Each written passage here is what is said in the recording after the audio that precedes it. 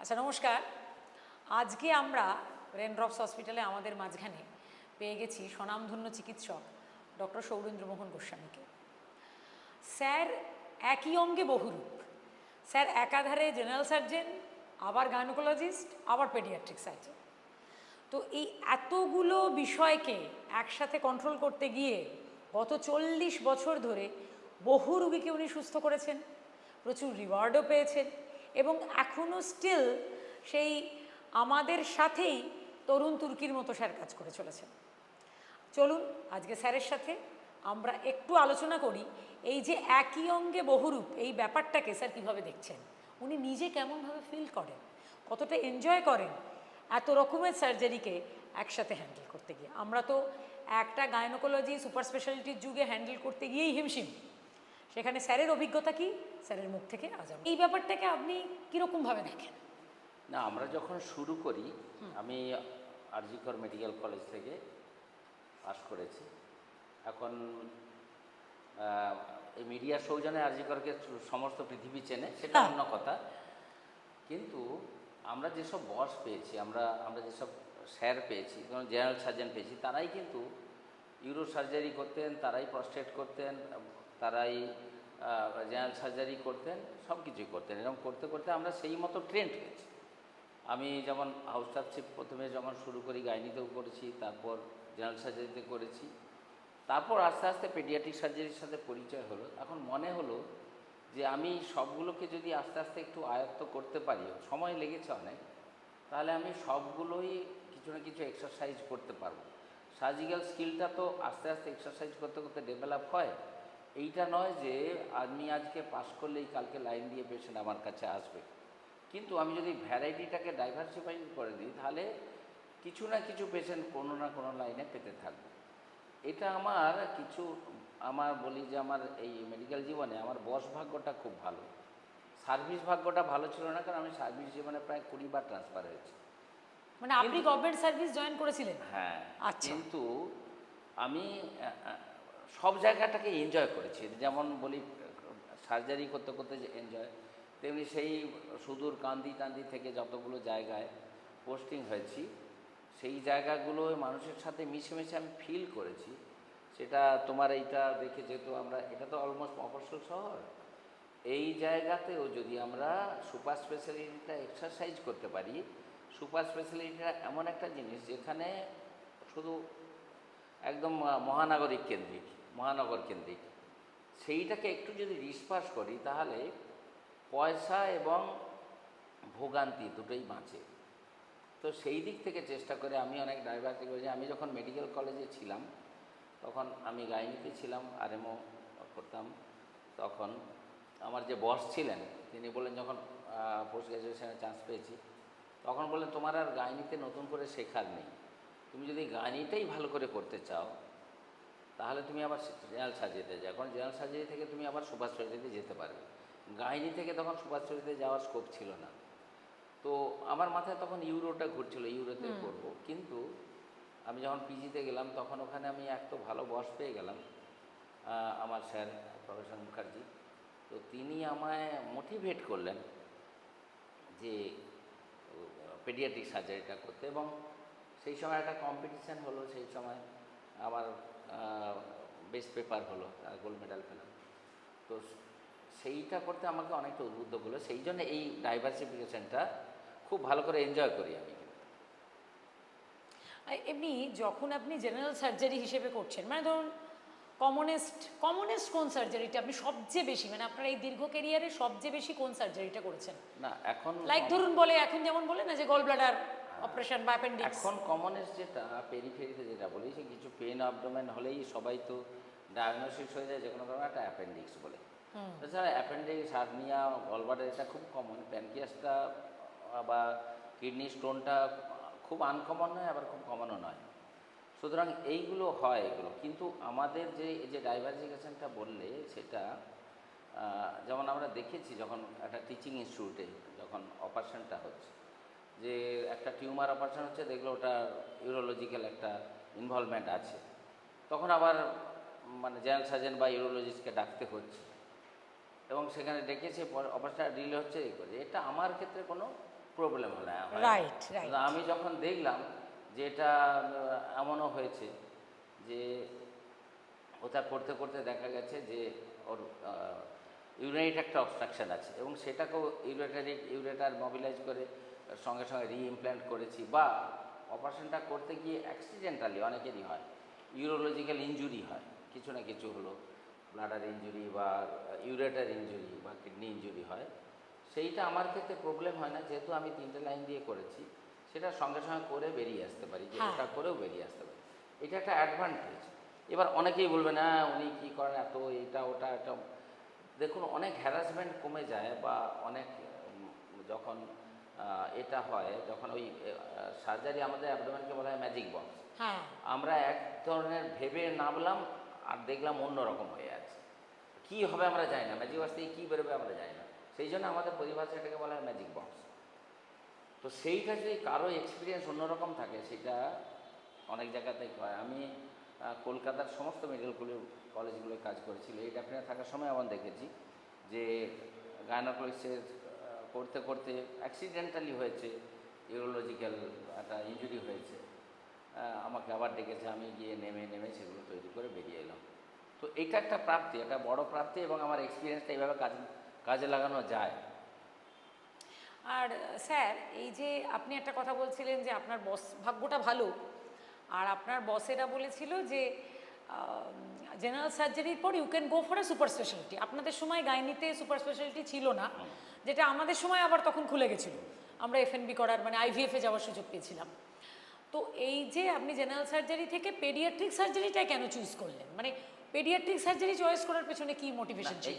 এইটাই বললাম যে আমার বস ভাগ্য ভালো। আমি পিজিতে এমন একজন বস পেলাম, যে বস আমাকে আসতে ধরে, আমার খুব তখন সাফোকেশন হতো যে আমি একটা ছোট্ট বাচ্চার, একটা 1.5 কেজি 1 কেজি ওজনের বাচ্চার 3-4 ঘন্টা ধরে অপারেশন করছি, সেটা আমার কাছে খুব কামারসাম মনে হতো। কিন্তু ওই যে ইন্টারেস্টটা ধরাতে হয়, যেমন অঙ্কে আমার যদি ভয় হয়, সেরকম যদি একটা টিচার পাই, অঙ্কটা জলভাত হয়ে যাবে। ঠিক তেমনি ওই স্যার কীভাবে পেডিয়াট্রিক সার্জারিটাকে ভালোবাসতে হয় সেটা শেখালেন, এবং সেখানে সেই সাবজেক্টগুলো তৈরি করে দিয়ে ডিফারেন্ট জায়গায় কম্পিটিশানে পাঠালেন। আপনি কোথা থেকে করেছিলেন স্যার? MCh, NRS? এমসিএইচ তখন একমাত্র এনআরএস ছিল, অন্য কোথাও এনআরএস ছিল এর না। বিল্ডিং। হ্যাঁ, তখন এনআরএসের মাত্র 2টো সিট ছিল। হ্যাঁ। তো যাই হোক, এই ভালোবাসতে শেখালে একটা সাবজেক্টকে যখন আমরা করি, আমি যেমন আগের ভালোবাসাগুলোও ছাড়তে পারিনি, যে জেনারেল সার্জারি বা গাইনি রুটি, কিন্তু এই পিডিয়াট্রিক সার্জারিটা ভালোবাসতে শিখিয়েছেন উনি। এমনও হয়েছে যখন আমি সিজার করেছি, সিজার করার পর বাচ্চাটার একটা কমপ্লিকেশন বেরিয়েছে, সেটা হচ্ছে ট্রাকিওসেফিজাল ফিস্টুলা। একদম মানে খুবই একটা কঠিন অপারেশন, কঠিন ভীষণ। এবং সেই বাচ্চাটাকে দিন পেডিয়াট্রিক সার্জারি ইউনিটে গিয়ে সেখানে সেটা অপারেশন করেছি। একটা সিজার করার পর সেটা অপারেশন করেছি, এটাও করতে হয়েছে, মানে এটা পেয়েছি।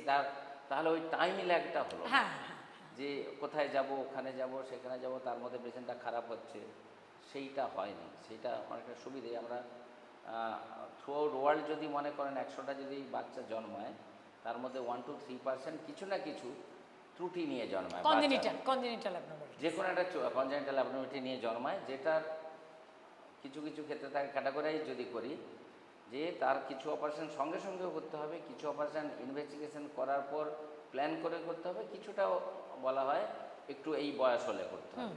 প্রত্যেকটা বয়সের পরিমাপ আছে।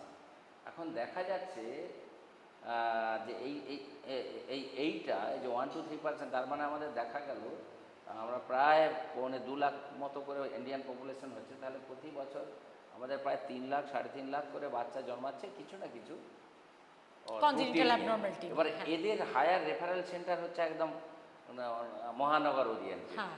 যে এই মহানগর ওরিয়েন্টেড জায়গা ছাড়া ছোট হয়, মানে বাচ্চাদের অপারেশন হয়, সেখানে এত ভিড় হয়। আমি কলকাতার সব মেডিকেল কলেজে কাজ করেছি, কোনো হাসপাতালে মিনিমাম 6 মাস থেকে 2 বছরের আগে বেড পাওয়া যায় না, কোল্ড অপারেশনগুলো, ইমার্জেন্সি কথা আলাদা। তো এই যে 6 মাস 2 বছর ডেট হচ্ছে, এই পেশেন্টদের একটা psychological orientation plus result, operative রেজাল্টসটা অনেকটাই অ্যাফেক্টেড হচ্ছে। এইগুলোকে যদি আমরা ডিসপার্স করতে পারি, অন্তত সবগুলো নয়, ক্যাটাগরাইজ করে দেখা যায় যে আমরা অন্তত 70-80% কেসকে ডিসপার্স করতে পারি। ডিসেন্ট্রালাইজ করতে পারি, একদম সেন্ট্রালাইজ না, অন্য জায়গায় করতে পারি। তারই একটা প্রচেষ্টায় এই ম্যাডাম শিউলি ম্যাডাম এখানে একটা বড় সেট আপ করছেন, সেই জন্য ওর সাথে আছি। এইটা কতটা আমরা কার্যকরী করতে পারবো সেই প্রচেষ্টা চলছে, এগিয়ে সেই আশা রেখেই আমি যেহেতু পেরিফেরিতে থাকতে ভালোবাসি, আমি কাছাকাছিই থাকি, এইটাকে করার জন্য এই প্রচেষ্টাটাকে যাতে সাফল্যমণ্ডিত করা যায় তার দিকে আমরা ধীরে ধীরে এগোচ্ছি। স্যার এমনি এই ধরুন পেডিয়াট্রিক সার্জারিগুলো যেগুলো, এগুলোর আপনার কীরকম মনে হয়, মানে আমাদের পোস্ট অপারেটিভ আউটকাম বা ধরুন কতটা বাজেট ফ্রেন্ডলি করা সম্ভব?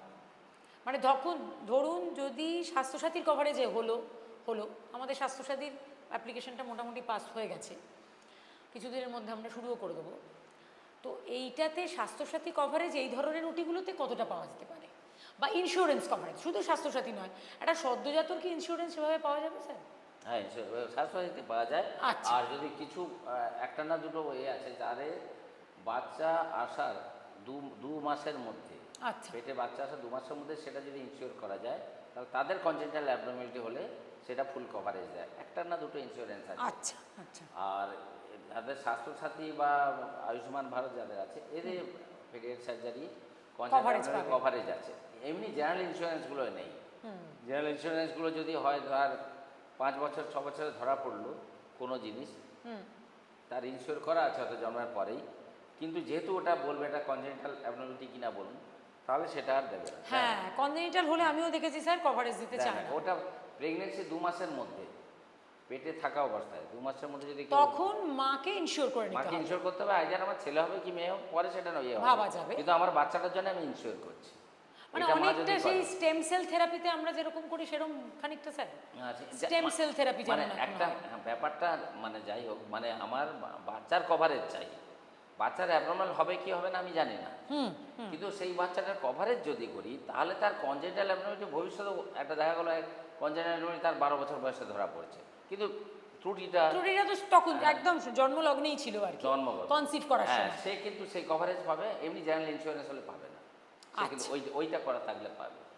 আর এমনি আয়ুষ্মান ভারত বা স্বাস্থ্যসাথীতে কনজেনিটাল অ্যাবনর্মালিটি হলেও দেয়, কিন্তু এদের প্যাকেজটা একটু কম হয়। মানে আমি আয়ুষ্মান ভারতেরটা জানি না, এখানে প্যাকেজটা এত কম। অ্যাকচুয়ালি বাচ্চাদের কোনো ক্রিটিক্যাল অপারেশন করতে গেলে এদের ইনভেস্টমেন্টটা খুব বেশি একদম, এবং এত বেশি খরচা হয় এনআইসিউতে রাখা, ভেন্টিলেশনে রাখা, এবং যে টিম সেট আপ, সে টিম গেম, এই টিম সেট আপের মধ্যে করতে গেলে যে এক্সপেন্ডিচার হয় সেইটা অনেক সময় এই যে ফিক্সড রেটে যে এইটুকুর মধ্যেই প্যাকেজিং করতে হবে, সেইটা অনেক সময়ই সম্ভব হয় না। তখন তার অল্টারনেটিভ ব্যবস্থা যারা কর্তৃপক্ষ তারা ঠিক করবেন যে আপনার এইটা কভারেজ পাওয়া যাচ্ছে, এইটা আপনার এক্সট্রা হবে। সেইটা একটা ব্যাপার, সেটা চিন্তার বিষয়। কিন্তু একটা বাচ্চাকে আমরা দেখেছি যে মায়েরা অনেক সময় এক একটা বাচ্চার স্টেজ প্রসিডিওর, মানে 4 বার 5 বার 6 বার করে অপারেশন করে তবে সেটাকে ঠিক সঠিক সুস্থতা আনতে হয়, কিন্তু সেই যে স্টেজ প্রসিডিওরটা অনেকে মেনে নিতে পারে না। অনেকে ভাবে ডাক্তারবাবুর কাছে গেলাম, একটা অপারেশন করলাম, ভালো হয়ে গেলে চলে এলাম, এটা তো হয় না। আবার সুস্থতাটা ডিপেন্ড করে, যেটা বলছিলেন ডক্টর মুখার্জি, সেটা হচ্ছে যে স্টেজ অফ অপারেশন, মানে টাইম অফ অপারেশনটা খুব ভেরি ইম্পর্টেন্ট। এখন আপনি ধরুন একটা বাচ্চা এসছে, তার মাকে যদি বলি এই বাচ্চাটা অপারেশন করতে হবে ইমিডিয়েটলি, বা ওর 2 বছর বয়সের মধ্যে করতে হবে, কি 6 মাসের বয়সের মধ্যে করতে হবে, বা কোনোটা আছে 3-4 বছর বয়সের মধ্যে করতে হবে। এখন এই অপারেশনটা যদি বলি, সেই পেশেন্টটা আপাতত সুস্থ আছে, সে পেশেন্টের কিছু অসুবিধা নেই, রাখবো কিছু তো অসুবিধা হচ্ছে না, ওর টেস্টিসটা ঠিক জায়গায় নেই, ঠিক জায়গায় নেই, ঠিক আছে, আনডিসেন্ডেড টেস্টিসে যেটা খুব হয় স্যার। কিন্তু সেইটা যদি অপারেশন না করি, সেই বাচ্চাটা পরবর্তীকালে বিয়ে হলো, তারপর দেখলেন 2 মাস পরে মেয়ে পালিয়ে যাচ্ছে, তাহলে এর ক্ষতিটা কে করলো? বাবা মা, অত্যধিক ভালোবাসার কারণে।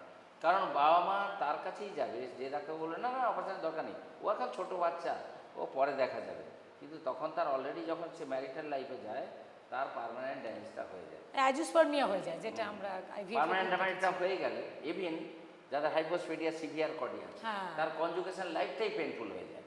তো কিন্তু আমাদের হাইপোস্পেডিয়াস কি 9 মাসে ওটি করেন আপনারা? 9 মাস বয়সে আমরা মিনিমাম বলি 6 মাস ওয়েট করতে হয়। আচ্ছা, 6 মাস। এবার কেউ 1 বছর 2 বছর বয়সে করে, আমরা দেখি তার প্লেটটার সাইজটা হিসেবে, ঠিক। ওই ইউরেথ্রাল প্লেট, ওই প্লেটটা দেখতে হয়। আর এটা হচ্ছে স্টেজ প্রসিডিওর বলি, কারণ এখন সিঙ্গেল স্টেজে অপারেশন অনেকগুলি সাকসেস হচ্ছে, তো ওটা জাজমেন্ট করতে হয় ক্যাটাগরাইজিং। আগে প্রথমে ক্যাটাগরাইজ করবো এটা কোন স্টেজে আছে, সেটা হয় সিঙ্গেল স্টেজে করবো কি পরের স্টেজে করবো কি, অনেক সময় 3 বা 4 বার অপারেশন করতে হয়, সেটা করে ঠিক করতে হয়। আমরা অসংখ্য এবং অপ্রচুর করেছি হাইপোস্পেডিয়াস।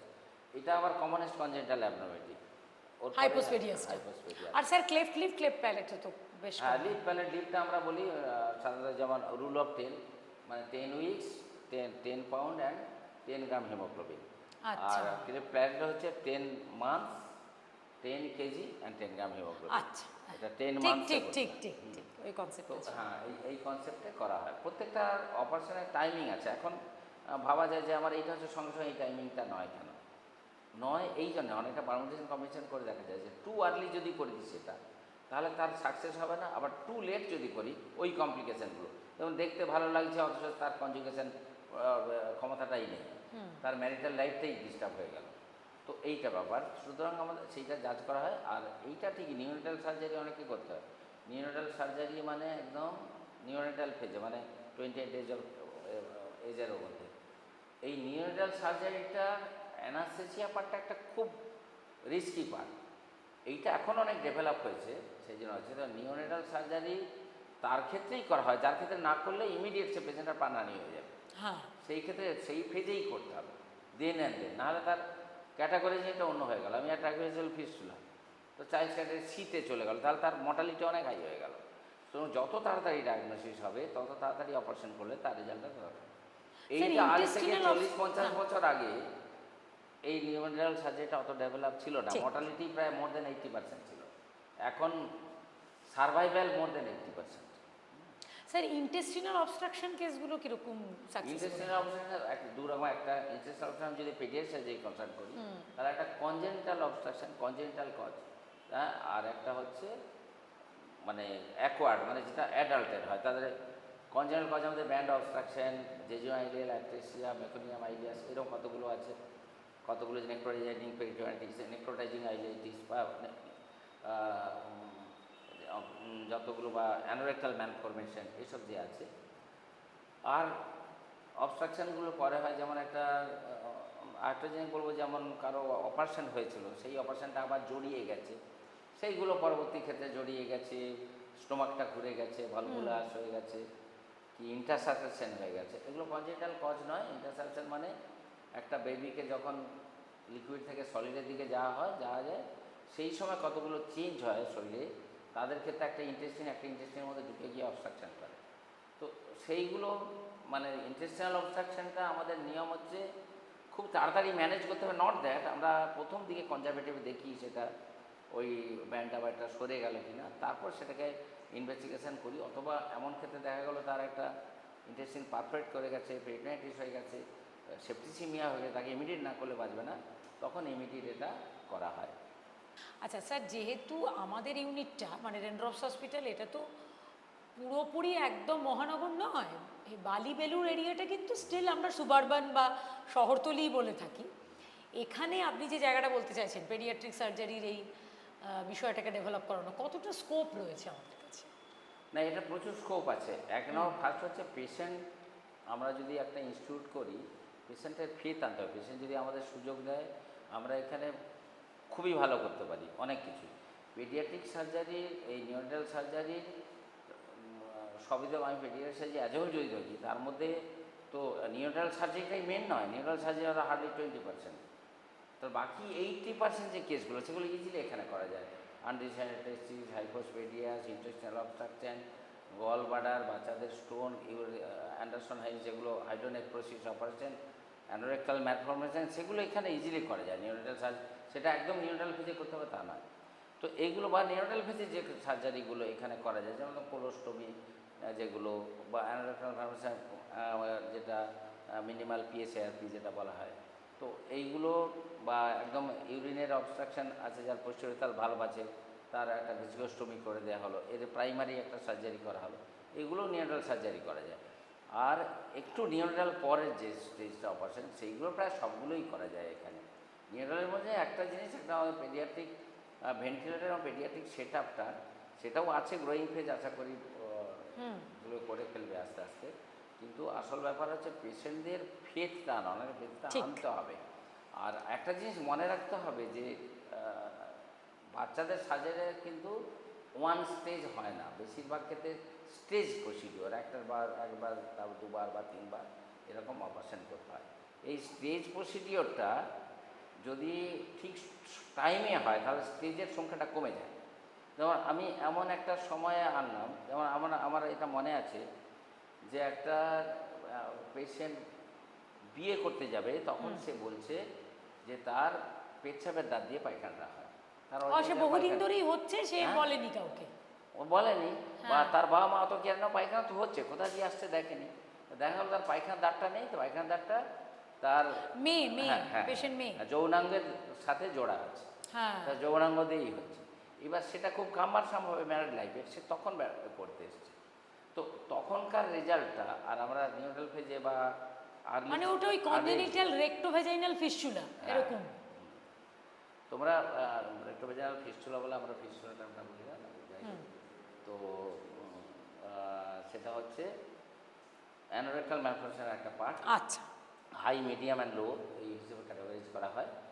তো সেইটা কিন্তু ঠিক সময়ে করলে তাহলে অতটা কমপ্লিকেশন হয় না। আরেকটা জিনিস মনে রাখতে হবে যে মেমোরি ডেভেলপমেন্ট, আমরা বলি ইনফ্যান্টাইল স্টেজে যেটা আছে, প্রি স্কুল স্টেজে অপারেশনটা, তখন মেমোরি ডেভেলপ করে না, তার ফলে ওর যে কষ্টটা হচ্ছে সেইটা আর তার মেমোরিতে থাকে না। যেমন ধরুন একজন বলা হয় না কৈশোরে বাবা, জন্মের সময়ই মা, কৈশোরে বাবা, আবার যৌবনের স্ত্রী আর বৃদ্ধ বয়সের ছেলে, এদের যদি মৃত্যুগুলো হয় তাহলে সেটা খুব কষ্টদায়ক। হয় না, যার জন্মের পরেই মা নেই, আবার কৈশোরে বাবা নেই, তার এরকম যে ব্যাপার, কারণ সেই সময়টা খুব কষ্ট হয়, সেটা তার মেমোরি ডেভেলপ করে গেছে। এই যে এইটা যদি আমি ছোটোবেলায় তার স্কুলকে যে স্টেজে অপারেশনটা করে দিই, স্কুল গোয়িংয়ে যে করলে তার ওই মেমোরিটা কষ্ট দেবে এবং তার পারফরমেন্সে কিছু না কিছু এফেক্ট করবে। ওহ, আমার সেই যা অপারেশন হলো, এতদিন থাকতে দুবার সেই ওয়াশ দিচ্ছে, স্যালাইন চালাচ্ছে, এই মেমোরিটা তার পারফরমেন্সকে কমিয়ে দেবে। সে একটা গুড অ্যাথলিট হতে পারে, সে একটা গুড মানে স্টুডেন্ট হতে পারে, সে কিছু হলেও তার পারফরমেন্স কমাবে। সেই জন্য আমাদের ideal age of operation is very important. একটা তার নিজের ভবিষ্যৎ পারফরমেন্সের জন্য, আরেকটা হচ্ছে তাকে ওই আমার যে অপারেশনের রেজাল্টটা 100% দেওয়ার জন্য, সেই টাইমিং ইজ গুড এমআরআই করার জন্য। কিন্তু আমাদের মানে দুর্ভাগ্যের বিষয় যে আমাদের দেশে যে এই ওরিয়েন্টেশনটা, যে পেডিয়াট্রিক সার্জারি একটা চ্যাপ্টার, একজন আছে পেডিয়াট্রিক সার্জন বলে, এইটা খুব একটা ওয়েল অ্যাকসেপ্টেড বা ওয়েল প্রোপাগেটেড নয়, যে আমরা ওটা প্রচার করতে পারিনি। কিন্তু লোকে ভাববে যে, আমি নিজে দেখেছি একটা পেশেন্ট আমাদের একটোপিয়া ভেটাইসি বা যেটা বলো, তো পুরো ব্লাডারটা এখান দিয়ে দেখা যাচ্ছে, সে বড় অ্যাডাল্ট হয়ে গেছে, অথচ এত বড় এখান দিয়ে পেচ্ছাপ হয়ে যাচ্ছে, পেটটি বেঁধে আছে, কন্টিনিউয়াস পেচ্ছাপ টিউবিং হয়ে গেছে। তো তারা মানে ওভাবেই বড় হয়ে গেল, ওইভাবেই সে বড় হয়ে গেল, কিন্তু তার তো কোয়ালিটি অফ লাইফ ভালো হবে না এবং তার আপার ইউরিনারি ট্র্যাক্ট ড্যামেজ হবেই। আর ইনফেকশনের একটা চান্স সবসময় থেকে ইনফেকশন হবে, আপার ইউরিনারি ট্র্যাক্ট ড্যামেজ হবে আস্তে আস্তে, তো তাদের লংজিভিটি বেশি দিন হতে পারে না।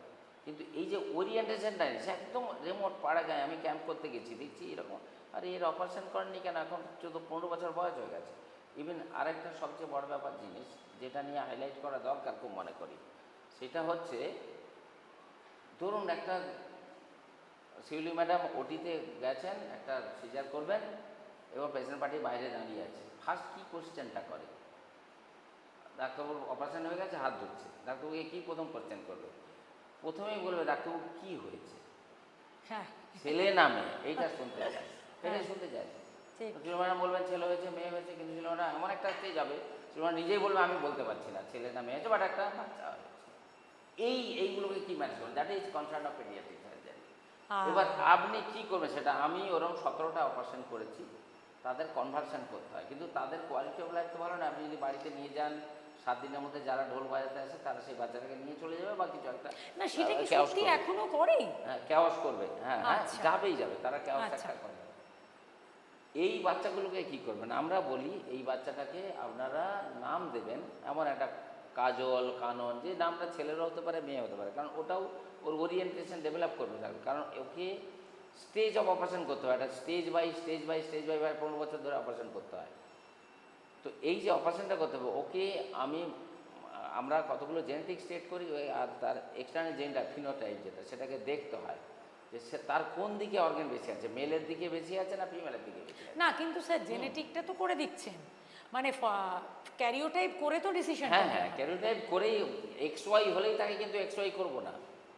প্রশ্নটা যে ফিনোটাইপটা তার যদি এমন হয়, আমি একটা তাকে মেল XY হলেও তাকে আমি ফিমেল তৈরি করব, কারণ তার যে মানে ফিনোটাইপটা মানে তার এক্সটার্নাল অ্যাপিয়ারেন্সটা ভালো না। এর আপনারা অনেকেই জানেন, অনেকেই আর বড় বড় স্টলওয়ার্ড লোক আছে যারা মেল থেকে ফিমেল হচ্ছে বা ফিমেল থেকে মেল হচ্ছে, এরা জানে না, তাদের কোয়ালিটি অফ লাইফ সেই মতো করছে।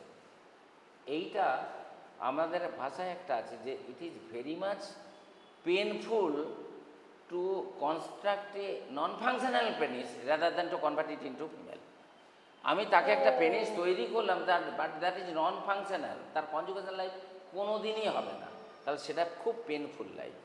সেই জন্য rather than convert to a female, হ্যাঁ, সেটা তাকে অনেক বেটার ফিমেল করলে তাতে সে একটা ম্যারিটাল লাইফ পাবে, তার বাচ্চা হবে না। সে তো অনেকে নর্মাল মানুষের, সুস্থ মানুষেরও বাচ্চা হয় না। কিন্তু এবং এখানে জানেন যে টেস্টিকুলার ফেমিনিজম সিনড্রোম বলে আছে, জানে যে তাদের বিয়ে হওয়ার পর ইনফার্টিলিটি নিয়ে আসে, আমরা পরে পরীক্ষা করে দেখি অ্যাকচুয়ালি সে XY, সে কিন্তু এ নয়, কিন্তু তার কোনোদিন বাচ্চা হবে না, কিন্তু আমরা তাকে ম্যারিটাল লাইফের জন্য কিছু বলি না, শুধু তার গোনাডেক্টমিটা করে দিই, কারণ সেই টেস্টিসটা ওইটা করতে হবে, নইলে পরে ক্যান্সার। হ্যাঁ, এটা করে দিই। আমি বললাম এরকম 17টা অপারেশন আমি করছি, নট অনলি TFS, আরও সবগুলো মিলিয়ে। এর হচ্ছে 4টে মেনলি জিনিস, একটা হরমোনালের জন্য, একটা হচ্ছে কনজেনিটাল অ্যাড্রিনাল হাইপারপ্লেসিয়া বলে, একটা মেল সিউডো হারমাফ্রোডিজম, ফিমেল সিউডো হারমাফ্রোডিজম, আর একটা মিক্সড গনাডাল ডিজেন্সি, আর একটা হচ্ছে ট্রু হারমাফ্রোডাইট। এই 4টে ক্যাটাগরি করা হয়েছে যাদের সেক্স আমরা বলতে পারি না, মেল না ফিমেল কিছু বলতে পারি না জন্মের পর। ডিফারেন্ট আগে প্রথমে ক্যারিওটাইপ থেকে ডিফারেন্ট টেস্ট করে বলি যে কোন দিকে কী আছে, যদি তার মেল হয়েও যদি দেখি তাকে ফিমেলে তৈরি করলে তার লাইফটা ভালো হবে, ফিমেলে তৈরি করি এবং তাকে হরমোন রিপ্লেসমেন্ট দিয়ে তাকে ফিমেলের মতো করে দেওয়া যায়। এবং TFS যেটা অরিজিনালি তারা জেনেটিক্যালি তারা মেল, বাট তারা খুব গুড লুকিং হয়, ওয়েল ডেভেলপ ব্রেস্ট হয়, তারা সুন্দর হয় দেখতে, দেখতে সুন্দর হয়। টেস্টিকুলার ফেমিনাইজেশনটা অলওয়েজ গুড লুকিং, লম্বা সুন্দরী হয়, কেননা তাদের ওই মানে তাদের যে টার্গেট অর্গান ইনসেনসিটিভিটি থাকে বলা হয়, সেই টেস্টোস্টেরনটা কাজ করতে পারে না বলে ফিমেল হয়ে যায় তাদের।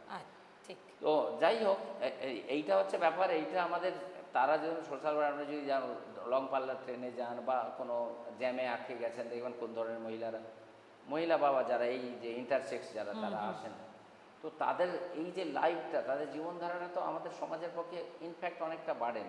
তাদের যদি আমরা কোয়ালিটি অফ লাইফ দিতে পারি, তাহলে আমাদের দেশে মনে হয়, আমাদের দেশে মানে সবচেয়ে বেশি এদের লোকদের নিয়ে বাড়েন আছে। আমরা, এটা একটা সমস্যা, এটাও একটা পার্ট অফ পেডিয়াট্রিক সার্জারি, এটা আমরা করতে পারি। মানে ছোটোবেলাতেই আমরা সার্জিক্যালি ওই ব্যাপারটাকে স্টেজ ওয়াইজ হোক, কিন্তু এই যে মোটিভেশনটা, যেটা আমার মনে হয় আজকের আলোচনার একটা বড় ফ্রুটফুল দিক হলো যে অ্যাওয়ারনেস একটা ক্রিয়েট হবে, মানুষের মধ্যে অ্যাওয়ারনেস ক্রিয়েট করা, মোটিভেট করা, কাউন্সেলিং করা, যে কোন সময় তুমি seek help from the doctors. সে বলছে তুমি বোঝো, তোমার দরকার পড়লে তুমি আবার 2-3টে কাউন্সেলিং সেশন নাও, সো দ্যাট ফাইনালি তোমার লাভ হলো শারীরিকভাবে মানসিকভাবে, you will live a better life. এই তো আজকে আমাদের আলোচনা এখানেই আমরা শেষ করছি। স্যারকে পেয়ে আমাদের খুব ভালো লাগলো, খুব এনরিচড হলাম আমরা এই বিভিন্ন বিষয়ে আলোচনায় শুনে, এবং আপনারা দেখতে থাকুন, আরও অনেক বিষয় নিয়ে আমরা রেগুলার আসতে থাকবো রেইনড্রপস পডকাস্টে।